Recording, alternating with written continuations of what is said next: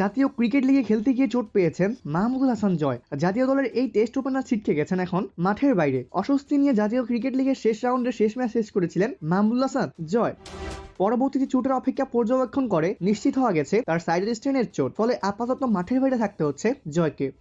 চোট নিশ্চিত হওয়ার পরই জয়ের বিশ্রাম ও পুনর্বাসন প্রক্রিয়া পরিকল্পনা করা হয়েছে। বিসিবির মেডিকেল স্টাফ আশাবাদী বিপিএল শুরুর আগেই পুরোপুরি সুস্থ হয়ে ফিরবেন জয়। বিভিন্ন সূত্র এরই মধ্যে জানিয়েছে জয় বিপিএল এর আগেই ফেরার সম্ভাবনা রয়েছে অনেক বেশি। সম্প্রতি আয়ারল্যান্ডের বিপক্ষে টেস্ট সিরিজে দারুণ পারফর্ম করেছেন জয়, দেখা পেয়েছেন সেঞ্চুরিও 50, এরপর এনসিএলও খেলেছেন।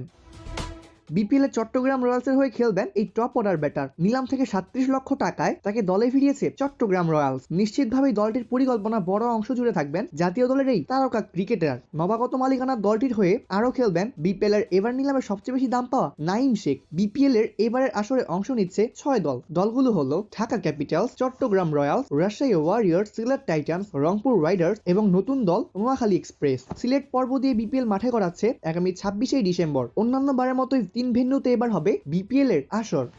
অপূর্ব দাস, ক্লেভাস নিউজ।